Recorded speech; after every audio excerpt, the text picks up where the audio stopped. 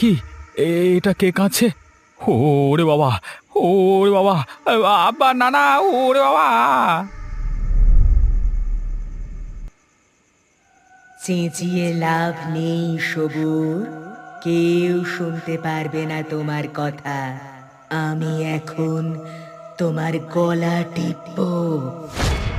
কেন কেন তুমি আমার গলা টিপে ধরছো কেন? আমি তোমার কি ক্ষতি করেছি? কে তুমি? তো তুমি কাঁদছো কেন? এরকম ভয়ানক ভাবে তুমি কাঁদছো কেন? তুমি কি চাও? আমি তোমার রক্ত খেতে চাই, তোমার বংশের সবার রক্ত খেতে চাই আমি। কেন? আমার বংশের লোক তোমার কি ক্ষতি করেছে? ক্ষতি? তুই জানতে চাস ক্ষতির হিসেব? আমি সব হিসেব একদিন দেব, ওদের ঘাড় মোটকে। সেদিনের অপেক্ষা কর তুই।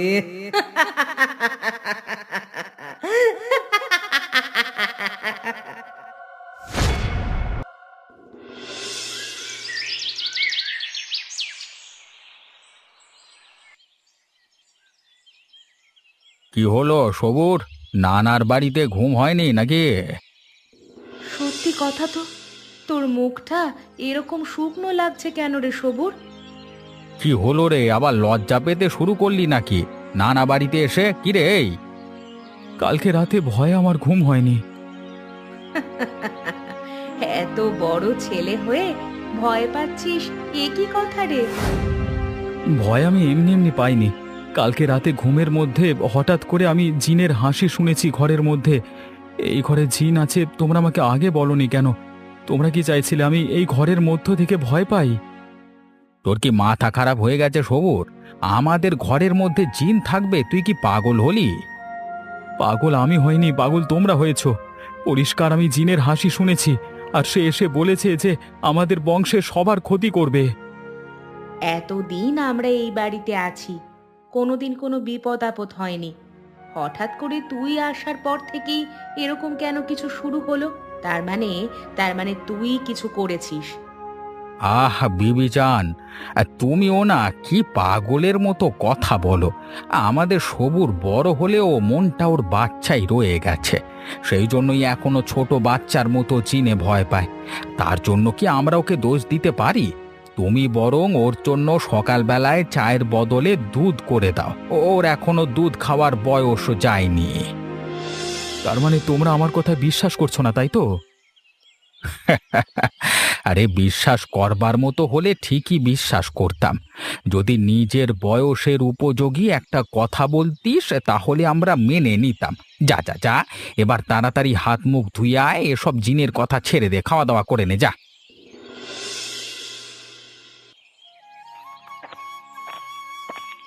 আরে সবুর ভাইজান, চোখ কি আকাশে তুলে পথ চলছো নাকি? হ্যাঁ, ও হ্যাঁ, আচ্ছা মিজান ভাই, মানে বুঝতে পারিনি ঠিক। হ্যাঁ, সেটা তো আমি বুঝতে পেরেছি যে তুমি বুঝতে পারোনি, কিন্তু তোমার মনটা কোথায় ছিল সেটা কি বলবে? মন এখানেই ছিল মিয়া। না মানে দেখো, তোমার নানা বাড়িতে তোমার জন্মের সময় থেকে আমি তোমাকে দেখে আসছি। এখন শহরে গিয়ে থাকো, এদিকের কথা ভুলে গেছো বলে কি আমরা তোমাকে ভুলে যাব? তুমি তো কখনো এরকম ছিলে না, সত্যি করে বলো তো কি হয়েছে? ভাইজান, কালকে রাতে শান্তিতে ঘুমিয়েছিলাম আমার ঘরে। হঠাৎ একটা ভয়ানক মেয়েলি গলার কান্নার আওয়াজ শুনতে পেলাম। চমকে উঠলাম। আমার তো পিলে চমকে গেছিল। তারপর বুঝলাম সেটা আসলে একটা জিন। কিভাবে বুঝলে ওটা জিন? অন্ধকার ঘরের মধ্যে সে বারবার বলছিল সে আমাদের খুন করবে, আমাদের রক্ত খেলে তবেই তার শান্তি। কি বলছো কি তুমি? এটা তো ভয়ানক চিন্তার বিষয়। আজকে সকালে নানা নানিকে সব কথা বললাম, কিন্তু ওরা আমাকে বিশ্বাসই করলো না। ছেলে মানুষ ভেবে উড়িয়ে দিল। আমার কিন্তু তোমার কথা শুনে অবিশ্বাস হচ্ছে না ভাই। নিশ্চয়ই কিছু একটা গন্ডগোল আছে কোথাও। তবে কালকে রাতে যখন তোমার কোনো ক্ষতি করেনি, তখন তোমার ক্ষতি হয়তো সে করবে না। তবুও সামলে থেকো ভাই। এখন ওই বাড়িতে যেতে আমার কিরকম একটা লাগছে বুঝলে। আরে চিন্তা তো আমারও হচ্ছে শুনে। ঠিক আছে, তুমি বাড়ি যাও, আমি ভাবনা চিন্তা করে তোমাকে জানাচ্ছি।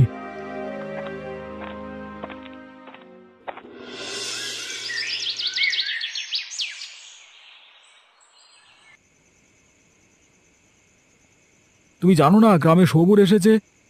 সবুর এসেছে? তাহলে ওকে একদিন আমাদের বাড়িতে নেমন্তন্ন করলে না কেন?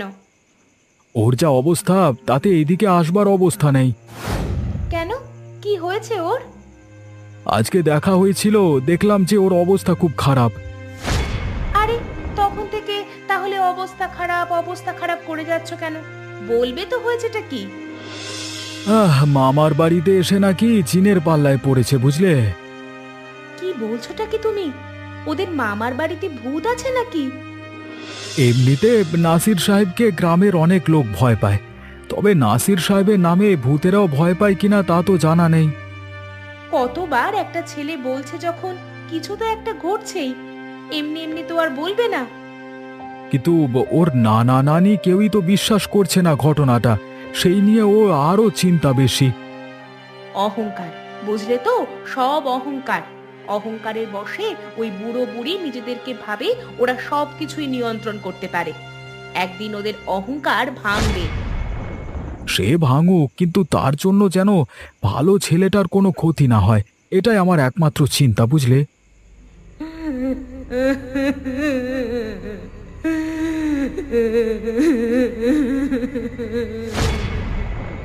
ওগো, ওগো, ওটা কিসের কান্না? ওগো, ওগো, আমার খুব ভয় করছে গো। কি হবে গো? ভয় তো আমারও করছে। আমাদের বাড়িতে হঠাৎ করে এরকম উপদ্রব কেন শুরু হলো? আমি তো কিছু বুঝতে পারছি না, আমার খুব ভয় করছে গো। আরে তুমি কেঁদো না, কেঁদো না, ঠিক হয়ে যাবে, সবকিছু ঠিক হয়ে যাবে, তুমি বিশ্বাস রাখো।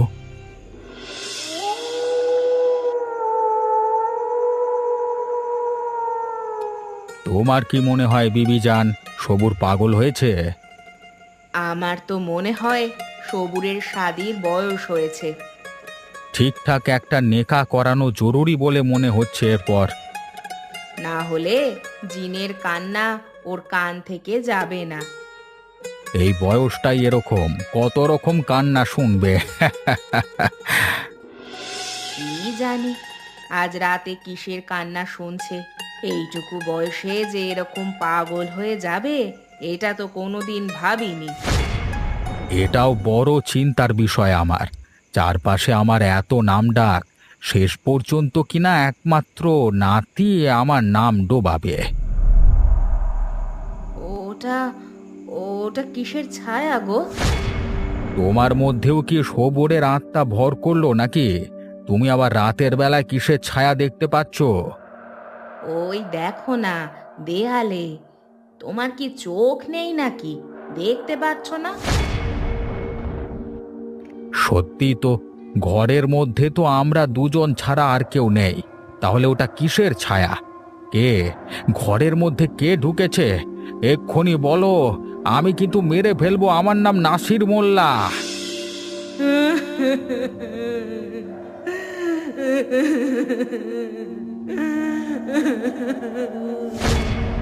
ওগো, ওগো, এটা কিসের কান্না গো?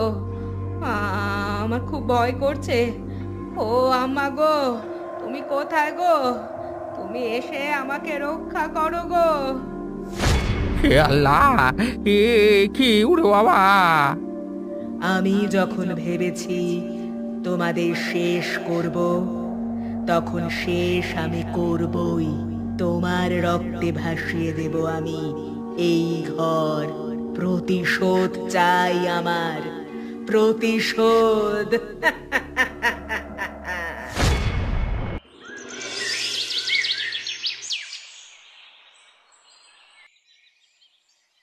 না না নানি, আজকে যে তোমাদের বড় চিন্তিত দেখাচ্ছে, কিছু হয়েছে নাকি? কালকে রাতে তোর সাথে আর কিছু হয়নি? না তো, কালকে রাতে তো আমার ভালো ঘুম হয়েছে, কালকে আর কোনো উৎপাত হয়নি। কি বলছিস কি সবুর তুই? কাল রাতে কিছু হয়নি? কাল রাতের কথা ভাবতে গেলে আমার গায়ে রক্ত শুকিয়ে আসছে। কেন, তোমাদের সাথে কিছু হয়েছে নাকি? হ্যাঁ হয়েছে। প্রথমে দেওয়ালে আমরা একটা ছায়া দেখেছি, তারপর একটা বীভৎস কান্না আর হাসি। আর কি সব কথা বলছিল, আমাদের নাকি মেরে ফেলতে চায়। এবার বিশ্বাস হলো তো আমার কথা? যে আমি মিথ্যে কথা বলছিলাম না, তোমরা বুঝতে পারলে তো? বুঝতে পেরেছি, তবে আমি আরো একটা সিদ্ধান্ত নিয়েছি। কিসের সিদ্ধান্ত নানা? আমার এক বন্ধু আছে, খুব ভালো ওঝা, পীর ফকির বলতে পারো। তার কাছে গিয়ে আমি সব সমস্যা বলে তাকে ডেকে আনবো। সে আসলে আর কোনো সমস্যা থাকবে না আমাদের। এটা তো খুব ভালো সিদ্ধান্ত নানা। তুমি কি তুমি কি আব্দুল্লাহ ভাইয়ের কথা বলছো? হ্যাঁ, এমনিতেই আব্দুল্লাহ মিয়া বহুদিন আমাদের বাড়িতে আসে না। এই অজুহাতে অন্তত আসবে আর কাজটাও করে যাবে। আমিও তোমার সিদ্ধান্তে খুব খুশি হয়েছি নানা। তবে যত তাড়াতাড়ি সম্ভব হয় করো, আমার আর ভালো লাগছে না এরকম পরিবেশে থাকতে। আমারও কি ভালো লাগছে বল? তবে তোর নানার ওপরে ভরসা ছাড়া ও ঠিক নিশ্চয়ই কিছু একটা উপায় করবে। আমি যত তাড়াতাড়ি সম্ভব হয় যাব। এই জিনিস ভালো নয়, এটাকে যে করি হোক ঘর থেকে তাড়াতে হবে। তবে ওই জিনিসের চিন্তায় তোমরা যেন খাওয়া দাওয়া ছেড়ে দিও না আবার। আমি দেখছি কালকে থেকে তোমরা চিন্তায় কোনো কিছু খাওয়া দাওয়া করছো না। হ্যাঁ, সবুর ঠিক কথাই বলেছে। আমি চা দিচ্ছি, তুমি খেয়ে নাও। তারপর একসাথে সবাই মিলে নাস্তা করা যাবে। তাড়াতাড়ি দাও, আজকে সম্ভবত আব্দুল্লাহ থাকবে না। কালকে আমি ওর বাড়িতে যাবই। এই ঝঞ্ঝার যত তাড়াতাড়ি সম্ভব তত তাড়াতাড়ি মুক্তি করতে হবে আমাদের। ঠিক আছে, এখন তুমি খেয়ে নাও।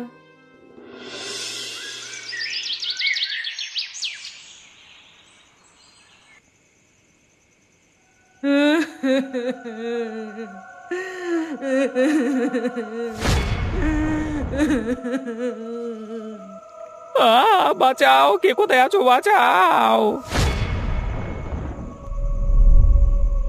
কেউ বাঁচাবে না তোকে, কারণ তুই শয়তানের পরিবারের ছেলে। কে শয়তান? আমার বাড়ির কেউ শয়তান আমি মানতে চাই না। তুই মানায় বা না মানায় কিচ্ছু আসে যায় না। দুদিনের ছেলে, তুই কিচ্ছু জানিস না। আমি জানি না, তুমি ভালো জানো আমার বাড়ির সম্পর্কে। আমার নানা নাসির মোল্লা আর নানি যান নাসরিন, ওরা খুব ভালো মানুষ। তুই আমাকে চেনাবি কে ভালো আর কে খারাপ। আমি তোর গলা টিপে খুন করব। তুমি আমাকে চেনো না। আমার নানা জিন তাড়ানোর ফকির নিয়ে আসবে।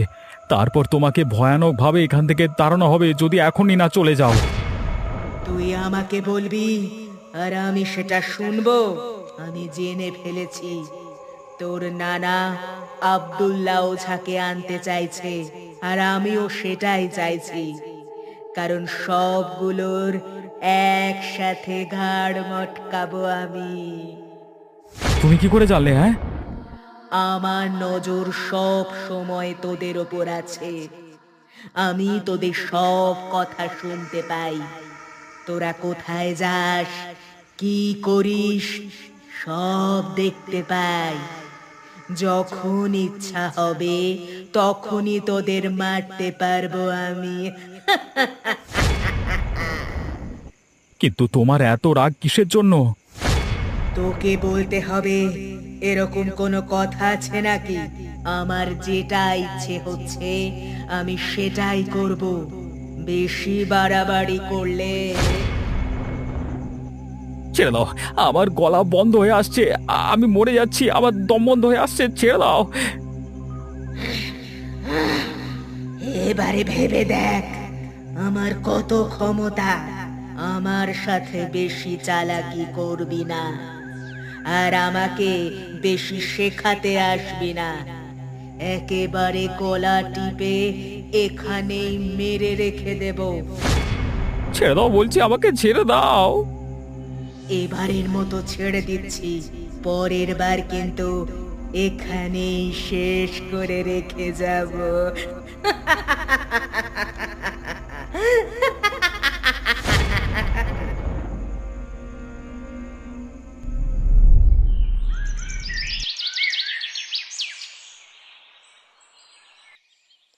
আব্দুল্লাহ মিয়া বাড়ি আছো? একটু এদিকে আসবে?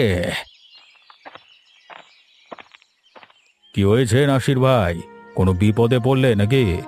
বিপদে না পড়লে তো আমার কথা মনে পড়ে না কারোর। বড় বিপদে পড়ে এসেছি মিয়া, আমাকে তুমি বিপদ থেকে বাঁচাও। কি হয়েছে তোমার, আমাকে খুলে বলো তো।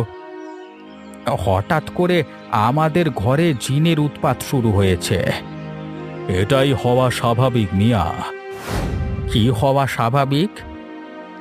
এখন যে তিথি নক্ষত্র চলছে, ঠিক এই সময় 8 বছর আগে আমরা কিছু একটা করেছিলাম, তোমার মনে পড়েছে? কিন্তু সেই জিনিস ফিরে আসা কি করে সম্ভব? এরকম অসম্ভব কথা তুমি বলো না। অনেক কিছু অসম্ভব মনে হলেও সত্যি হয়। তুমি এখন অনেক ভয়ানক বিপদের মধ্যে আছো।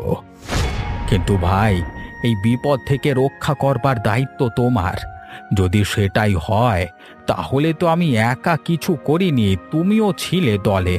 বিপদ যদি আজকে আমার আসে, তাহলে কালকে তোমারও আসতে পারে। আমি একজন ওঝা, ভূতের আমাকে ভয় পায়। তুমি কোনো চিন্তা করো না মিয়া ভাই, আমি থাকতে তোমার কোনো রকম বিপদ হতে পারে না। তাহলে আমার বাড়িতে এসে তাড়াতাড়ি আমাদের বিপদ মুক্ত করো। রাতে তো ঘুম হচ্ছে না। আমার নাতি এসেছে, সেও ঠিক করে ঘুমাতে পারছে না। তাকেও নানা রকম ভাবে বিপদে ফেলছে, হুমকি দিচ্ছে মেরে ফেলবার। কালকে সকালে আমি আসব, এসে সব ব্যবস্থা করে দেব আমিও তবে দেখব ভূতের কত ক্ষমতা। তাহলে বলছো ভাই, চিন্তার কোনো কারণ নেই? কোনো কারণ নেই চিন্তার। যতক্ষণ এই আব্দুল্লাহ ওঝার শরীরে প্রাণ আছে, ততক্ষণ কোনো ভূতের ক্ষমতা নেই আমার বন্ধুর কোনো ক্ষতি করে। তাহলে আমি নিশ্চিন্ত হয়ে বাড়ি ফিরে যেতে পারি? বেফিকার হয়ে বাড়ি যাও। আসলে তোমার ভাবিজান খুব চিন্তায় আছে। ভাবিজানকে আমার সালাম জানিও, আর বলো আব্দুল্লাহ মিয়া এসে সবকিছু ঠিক করে দেবে। আমি যাচ্ছি ভাইজান, তুমি এসো। আমি তোমার ভরসায় পথ চেয়ে থাকব। সমর ভাই দাঁড়াও, তোমাকে কয়েকটা জরুরি কথা বলবার ছিল তো। কি বলবে ভাইজান? মানে কিভাবে শুরু করব ঠিক বুঝতে পারছি না। বলো না, খোলা মনে বলো, আমি কিছু মনে করব না। আমি তখনও জানতাম না, আর একটু খোঁজ নিয়ে ভালো করে জানলাম যে কি জানলে ভাই? জানলাম যে এক সময় তোমার মামার বাড়ি খুব একটা ভালো জায়গা ছিল না। ভালো জায়গা ছিল না মানে? খুন খারাপি, ছিনতাই, রাহাজানি, নেশার জিনিস পাচার সবকিছু হতো ওখান থেকে। কি বলছো তুমি? সম্ভবত এই কারণেই কোনো একটা খারাপ কাজ হয়েছিল, তারপর থেকেই জিনের ব্যাপারটা শুরু হয়েছে।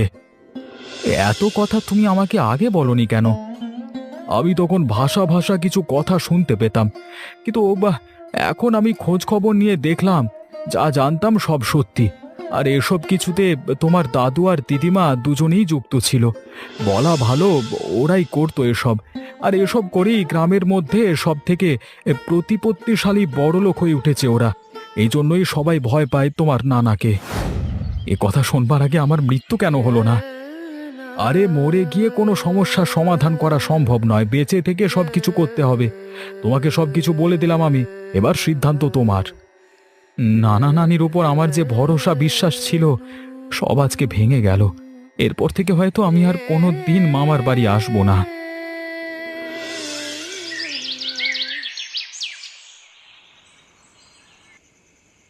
আমি জানতাম না তোমরা এতটা ছোট লোক। বড়দের সাথে কিভাবে কথা বলতে হয় শেখনি? আমরা এত চিন্তার মধ্যে রয়েছি, আর তুমি বাইরে থেকে ঘুরে ঘুরে এসে আমাদের ওপর এরকম ভাবে চিৎকার করবে? লজ্জা করে না তোমার? মানুষ খুন করবার আগে, নেশার জিনিস পাচার করবার আগে তোমাদের তো লজ্জা করা উচিত ছিল। এসব কথা তোকে কে বলেছে? পাপ কখনো চাপা থাকে না নানা।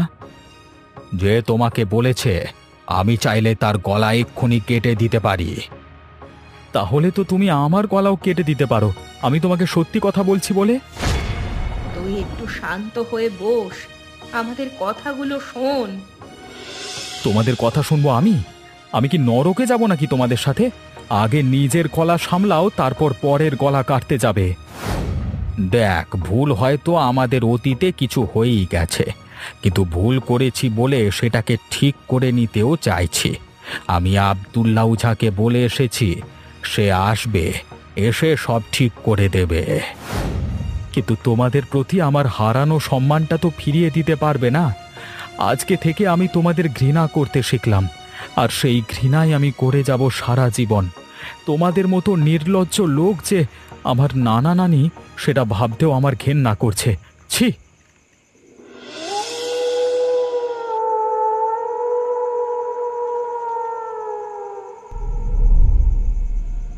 তুমি আবার এসেছো আমাকে বিরক্ত করতে। এতদিন পর আমি এটা জেনে খুশি হয়েছি যে তুমি সত্যিটা জানতে পেরেছো এবং তুমি তোমার নানা নানির দল ত্যাগ করেছো। তোমাকেও কি আমার নানা খুন করেছিল? সেটা ঠিক সময় তুমি জানতে পারবে। তবে একটা কথা তোমাকে আজ বলে রাখছি, কি কথা? ওঝা এনে যদি আমাকে তাড়াতে চায়, তাহলে ওঝা সমেত সবার মৃত্যু হবে, এবং সেটা হবে ভয়ানক মৃত্যু। কিন্তু আমার কথা তো আমার নানা শুনবে না। শুনলে না হয় মানা করতাম। শোনানোর প্রয়োজনও নেই, কারণ নিয়তি যখন ঘনিয়ে আসে তখন সবগুলো এক জায়গায় আসে মরার জন্য। ওই আব্দুল্লাহকে আমিও মারতে চাই। এক জায়গায় আমি সবগুলোকে খতম করে দেব। তুমি আমাকে কিছু করবে না তো? তুমি যদি আমাকে বাধা দিতে না আসো, তাহলে আমি তোমার কিছুই করব না। যে আমাকে বাধা দিতে আসবে তাকেই আমি খতম করে দেব।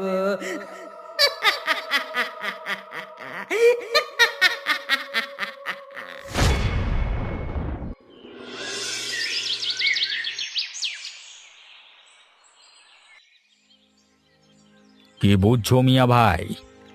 যা ভেবেছিলাম তাই, সে ঠিক ফিরে এসেছে।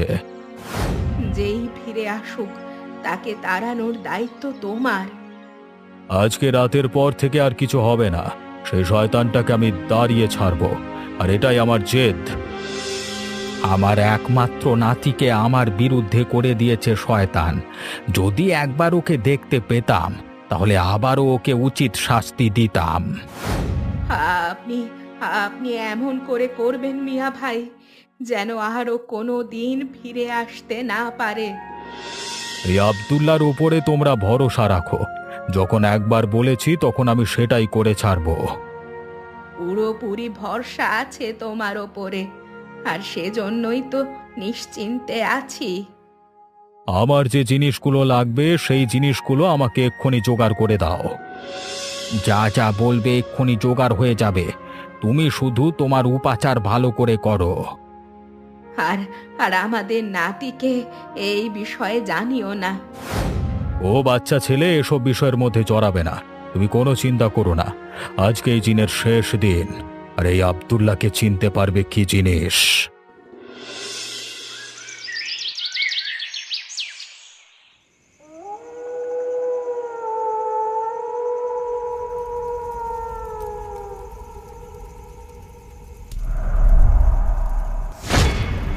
আল্লাহ গো, আমাকে ছেড়ে দাও। ওরে বাবা, ছেড়ে দাও। ওরে বাবা রে! ছাড়বো বলে তো ধরিনি তোকে। তোদের সবগুলোকে এক জায়গায় করেছি আমি মারবো বলে। তবে মেরে ফেলবার আগে আমি জানতে চাই, কি কারণে তুমি এরকম করছো? আমি এই বাড়িতে কাজ করতাম। আমার নাম ছিল রহিমা। আমি এই শয়তানদের পাপ কাজ সব জেনে গিয়েছিলাম। তাই আমাকে একদিন এরা টুকরো টুকরো করে কেটে জলে ভাসিয়ে দেয়। আমি মরার আগে বলেছিলাম আমি ফিরে আসবই, আর আজ আমি ফিরে এসেছি তোদের মারবো বলে। কিরে আব্দুল্লাহ, তুই তো মেরেছিলিস আমাকে। ছেড়ে দাও, ছেড়ে দাও।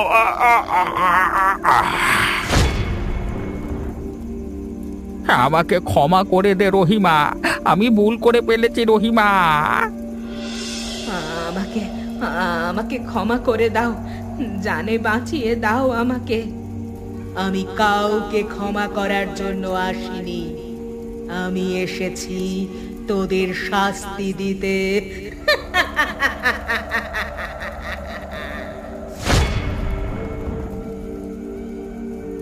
এবারে আমার মুক্তি হয়েছে, শান্তি হয়েছে আমার। সবুর, তুমিও চলে যাও, আমিও চলে যাচ্ছি। আর কোনোদিন আমি ফিরে আসবো না।